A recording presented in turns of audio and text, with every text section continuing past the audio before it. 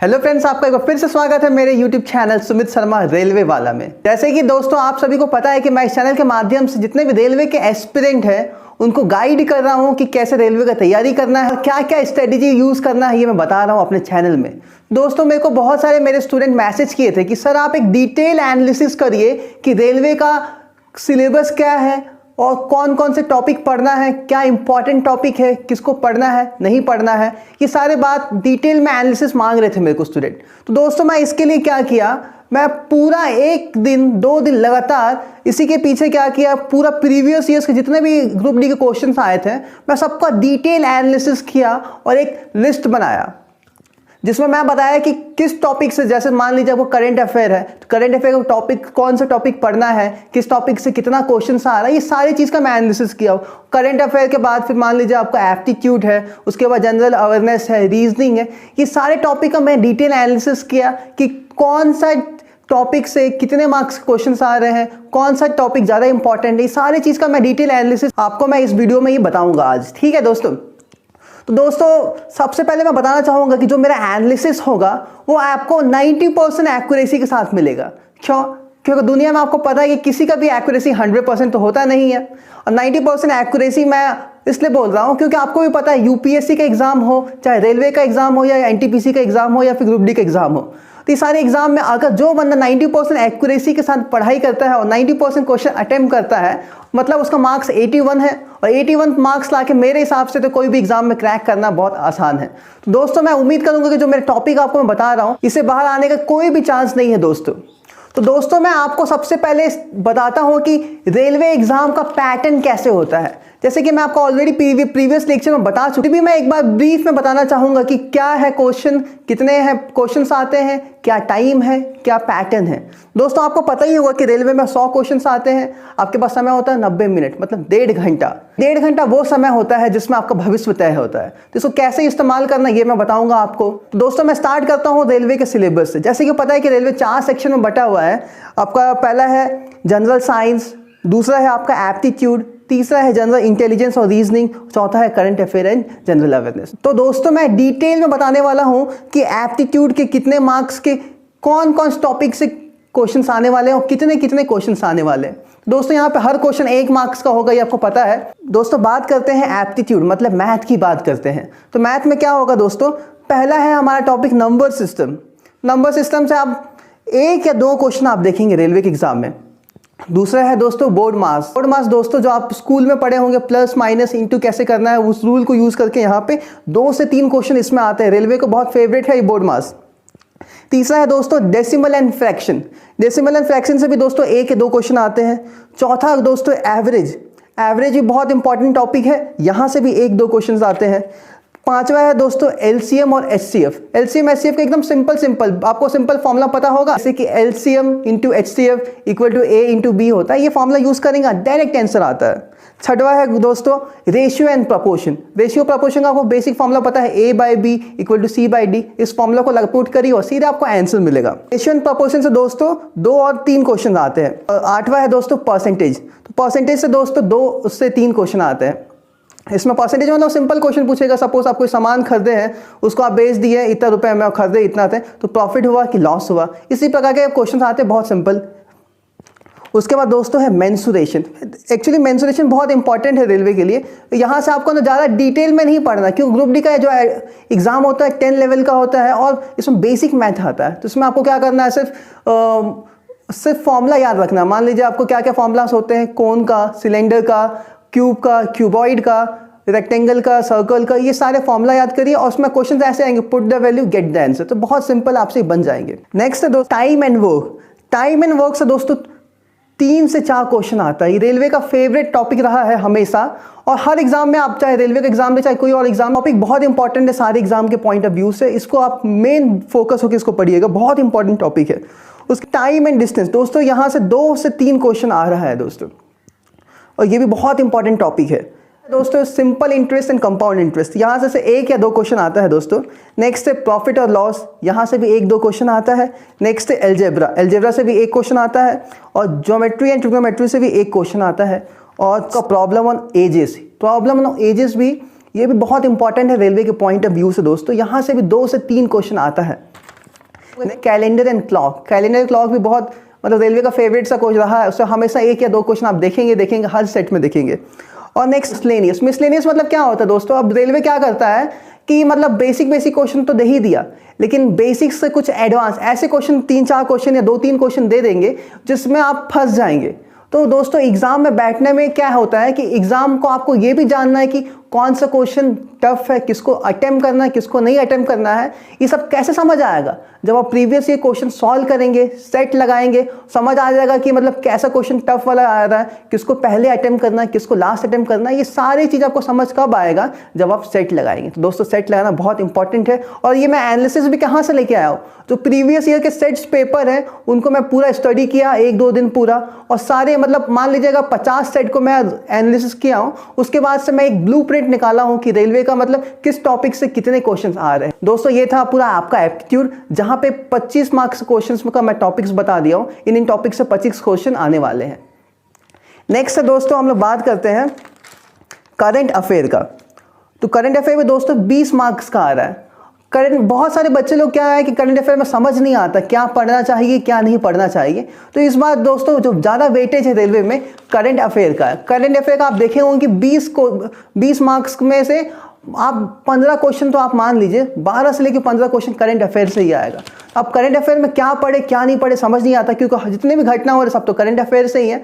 तो बेसिकली जो railway target करता है वो सारे पॉइंट्स मैं आपको बताने वाला हूँ, क्या पॉइंट्स को आपको पढ़ना है, कौन से टॉपिक्स को पढ़ना है और किस पे फोकस करना है। और इसके अलावा कुछ छूट भी गया तो मैक्सिमम आप इस टॉपिक से ही आने वाला है। दोस्तों मैं आपको बताने वाला हूँ कि देखिए पहला है आप जितने भी स्पोर्ट्स होते हैं, मान लीजिए बैडमिंटन हो गया, टेनिस हो गया, क्रिकेट हो गया, इनसे क्वेश्चन आना ही आना है। इसमें कोई रिकॉर्ड बना, कोई टीम जीता, कोई टीम रनर अप रहा, ये सारे क्वेश्चन आते हैं। तो स्पोर्ट्स से दोस्तों 2-3 क्वेश्चन आएंगे। तो स्पोर्ट्स के बाद आप देखे होंगे एप्पल का सीईओ हो गया, इन्फोसिस का हो गया, माइक्रोसॉफ्ट का सीईओ हो गया, जितने भी नए नए सीईओस बन रहे हैं, मान लीजिए आपका बैंकिंग का हो गया, जैसे एसबीआई का हो गया, आरबीआई का हो गया, गवर्नर्स, तो ये सारे सीईओस हो गए, चेयरमैन हो गए, और जितने भी नए नए अपॉइंटमेंट हो गए, जैसे मान लीजिए कहीं पर गवर्नर चेंज हुए, मान लीजिए कहीं का प्राइम मिनिस्टर चेंज हुआ, ये सारी चीज़ आपको इसमें आएंगे। और यहाँ से भी आपका 1 या 2 क्वेश्चन आना ही आना कंपल्सरी है। नेक्स्ट है दोस्तों आपका अवार्ड सेक्शन।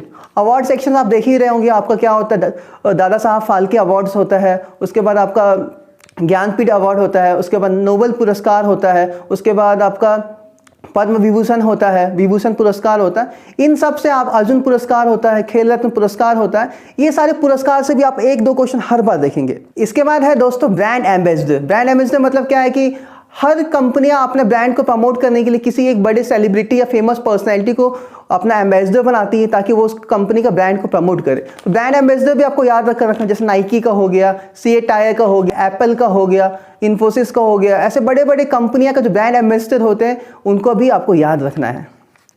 ब्रांड एम्बेसडर के बाद नेक्स्ट जो होता है बुक्स एंड राइटर। आपको दोस्तों साल के में, जैसे अभी हम लोग बात कर रहे हैं रेलवे, आप देख रहे हैं कि अभी एनटीपीसी का जो पैटर्न आप देखे ही होंगे, उसमें क्या हो रहा है कि 2017, 2018, 19 के भी कुछ करंट अफेयर पूछ ले रहा है। लेकिन एक स्मार्ट स्टडी ये होता है कि 2017, 18 के क्वेश्चन आ रहे हैं और 19 के क्वेश्चन आ रहे हैं तो उसको पढ़ना जरूरी नहीं है, बिल्कुल नहीं पढ़ना, क्योंकि 1 या 2 क्वेश्चन आएंगे, वो 1-2 चक्कर में आप इतना सारा टाइम वेस्ट कर दोगे। तो मेरे हिसाब से आप उस पर ना ही पढ़े, और मैं आपको सजेस्ट करूंगा करंट अफेयर जो आप पढ़ना है 2020 से लेके 21 तक आप पूरा 1 साल का पढ़िए, और जो अभी हम अप्रैल तक आ गए इसको आप कवर करिए। तो कवर करने का तरीका कैसा रहेगा आपका कि आप कवर करेंगे अप्रैल से स्टार्ट करेंगे और वापस कहाँ जाएंगे, अब 2020 के अप्रैल तक आएंगे। अगर वो पूरा कवर कर ले रहे हैं आप इनसे, तब आप पीछे और 6 महीने जाएंगे। ठीक है दोस्तों, आपका बुक एंड अवार्ड से भी आपका 1-2 क्वेश्चन आएगा। आप इंडेक्स भी देखें, जैसे क्या होता है, करप्शन इंडेक्स होता है, आपको पॉवर्टी इंडेक्स होता है, ये सारे जो इंडेक्स होते हैं पढ़ना है, और इससे भी 1 या 2 क्वेश्चन कंपलसरी रेलवे में आते ही आते हैं।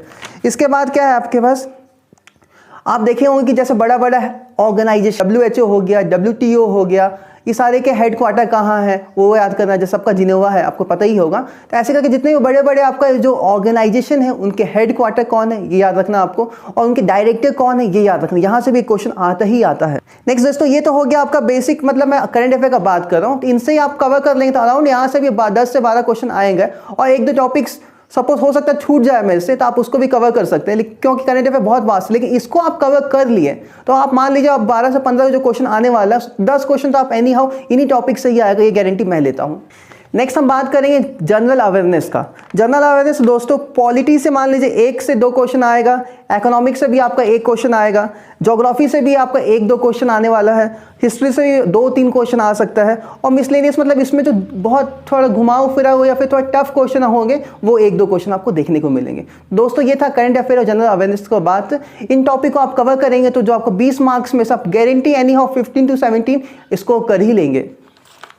नाउ दोस्तों ये आप सोच रहे होंगे मैं आपको ये एनालिसिस क्यों बता रहा हूँ। एक्चुअली क्या होता है ना कि किसी भी चीज़ को पढ़ने का एक तरीका होता है। तो ये एक्चुअली मेरा स्ट्रैटेजी था, मैं ऐसे स्ट्रैटेजी मैं हमेशा 12th हो गया, इंजीनियरिंग हो गया, एमटेक हो गया, कभी भी मैं पढ़ाई करने का तरीका ऐसे ही होता है। सिलेबस के बाद किस टॉपिक से कितना आता है ब्लूप्रिंट। आप क्योंकि मैं सीबीएसई का स्टूडेंट हूँ और सीबीएसई में आप देखेंगे ब्लूप्रिंट के हिसाब से ही बच्चे पढ़ाई करते हैं। तो मैं वही स्ट्रैटेजी अभी भी यूज़ करता हूँ कि चाहे गवर्नमेंट एग्जाम हो चाहे कोई भी एग्जाम हो, सबसे इंपॉर्टेंट ये है कि जो क्या पढ़ना है और क्या नहीं पढ़ना है। बहुत सारे बच्चे लोग तो पढ़ते हैं लेकिन क्या वो पढ़ा चीज़ आएगा कि नहीं आएगा, वो कैसे समझ आएगा, आपको ब्लूप्रिंट से समझ आएगा। ब्लूप्रिंट आपको बताता है कि किस टॉपिक को पढ़ना है, किस टॉपिक को नहीं पढ़ना है, किसको ज़्यादा पढ़ना है और किसको कम पढ़ना है। ज़्यादा किसको पढ़ना है, जिसका मार्क्स ज़्यादा आता है उसको ज़्यादा पढ़ना है, कम किसको पढ़ना है, जिसका मार्क्स कम आते हैं।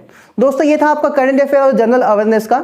दोस्तों तीसरा है जो आपका बहुत इंपॉर्टेंट है, रीजनिंग एंड जनरल इंटेलिजेंस। यहां से दोस्तों 30 मार्क्स के क्वेश्चन आने वाले हैं। ये टॉपिक बहुत ज़्यादा इंपॉर्टेंट हुआ था आपका सिलेक्शन का रेलवे में, क्योंकि जनरल इंटेलिजेंस और आपका एप्टीट्यूड ही सिलेक्शन दिलाने में सबसे मेन रोल प्ले करता है। अगर साइंस और मैथ बैकग्राउंड से आप हैं तो जो बंदा इस 2 टॉपिक में कमांड रख लिया मतलब उसका 70% सिलेक्शन तो कंफर्म है ही है। पहला है इसमें एनालॉजी। एनालॉजी मतलब आप देखे भी होंगे क्वेश्चन कैसा आता है, सपोज 31 दिया अपॉन 27 दिया इक्वल टू डैश दे दिया अपॉन 55 दे दिया।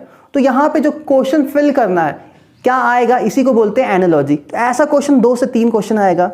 दूसरा है आपका अल्फाबेटिक एंड नंबर सीरीज। आप सीरीज तो देखेंगे, सीरीज का क्वेश्चन आएगा मतलब 4-5 तो वर्ड्स दे दिए, नंबर दे दिए रहेंगे, उनके बीच में एक खाली कर दिया रहेगा वो, और या फिर 4-5 तो अल्फ़ाबेट्स दिए होंगे, उनके बीच में खाली कर दिया रहेगा, डैश दिया रहेगा, उसको फिल करना है। तो ऐसे अल्फ़ाबेटिक एंड नंबर सीरीज़ के 3-4 क्वेश्चन आएंगे।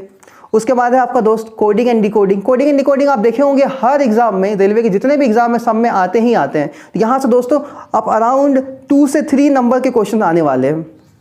मैथमेटिकल ऑपरेशन में आप देखेंगे दोस्तों तो यहाँ से 1 से 2 क्वेश्चन आने वाले हैं। सिलोजिज्म के एक क्वेश्चन आने वाले हैं। वेन डायग्राम बहुत इंपॉर्टेंट, यहाँ से 1 से 2 क्वेश्चन आपको देखने मिल ही जाएगा। आपको दोस्तों DI data interpretation and sufficiency के भी 1-2 क्वेश्चन देखने मिल जाएंगे आपको। दोस्तों ब्लड रिलेशन से बहुत इंपॉर्टेंट है रेलवे के लिए, यहाँ से 1 से 2 क्वेश्चन आपको देखने मिलेगा ही मिलेगा, कंफर्म है। कंक्लूजन एंड डिसीजन मेकिंग, इससे भी 1 क्वेश्चन आएगा। एनालिटिक रीजनिंग, इससे भी आपका 3 से 4 क्वेश्चन आएंगे। क्लासिफिकेशन, इससे भी 2 से 3 नंबर के क्वेश्चन आएंगे। डायरेक्शन, इससे भी 1 से 2 क्वेश्चन आएंगे। स्टेटमेंट, आर्ग्यूमेंट एंड अजम्पशन, यहाँ से भी आपका 3 से 4 क्वेश्चन आएंगे दोस्तों। और लास्ट क्या है कि मिसलेनियस सेक्शन, इससे भी 2 से 3। मिसलेनियस मतलब वो क्वेश्चन जो थोड़ा सा घुमाऊ रहेगा, इन्हीं में से कुछ ना कुछ क्वेश्चन रहेंगे जिसका लेवल 1 लेवल अप रहेगा। ठीक है दोस्तों ये था कि रीजनिंग के वो टॉपिक्स जहाँ जो क्वेश्चन आपका एग्जाम में आ रहे हैं और कितने क्वेश्चन आ रहे हैं वो आपको मैं बता दिया हूँ। तो दोस्तों आप इन टॉपिक्स को कवर कर लिए तो मेरे हिसाब से रीजनिंग में इससे बाहर तो आने वाला नहीं है। नाउ फ्रेंड्स लास्ट टॉपिक जो कि आपका साइंस भी बहुत इंपॉर्टेंट रोल प्ले करेगा आपका सिलेक्शन में। ये आपको 25 मार्क्स का क्वेश्चन आने वाला है यहाँ से। और दोस्तों यहाँ पे आपको पता है कि साइंस 3 पार्ट में डिवाइड हुआ है, आपका फिजिक्स, केमिस्ट्री और बायो। तो जो सबसे ज़्यादा वेटेज रखता है यहाँ पे आपका बायो। दोस्तों बायो आपका 9 से 10 मार्क्स के क्वेश्चन आपके बायो से ही आएंगे। फिर उसके बाद नेक्स्ट है जो सेकंड वेटेज रखता है वो केमिस्ट्री आपका 7 से 8 मार्क्स के क्वेश्चन आएंगे। और फिजिक्स में भी 6 से 7 क्वेश्चन आपको फिजिक्स से देखने को मिलेगा। तो दोस्तों ये था आपका detail analysis of group D examination. दोस्तों इसको एक मैं ब्लूप्रिंट बनाया हूं, जो बंदा इस पैटर्न और इस टॉपिक के हिसाब से पढ़ाई करेगा मैं आप गारंटी लेता हूं कि पक्का सिलेक्शन होगा। दोस्तों आशा करता हूं कि आपको ये वीडियो अच्छा लगा होगा। अगर अच्छा लगा तो ये वीडियो को लाइक करिए, कमेंट करिए और मेरे यूट्यूब चैनल को सब्सक्राइब करिए और जितने भी रेलवे एस्पिरेंट हैं उनको शेयर करिए। मिलेंगे नेक्स्ट वीडियो में, तब तक के लिए स्टे हेल्दी, स्टे क्यूरियस।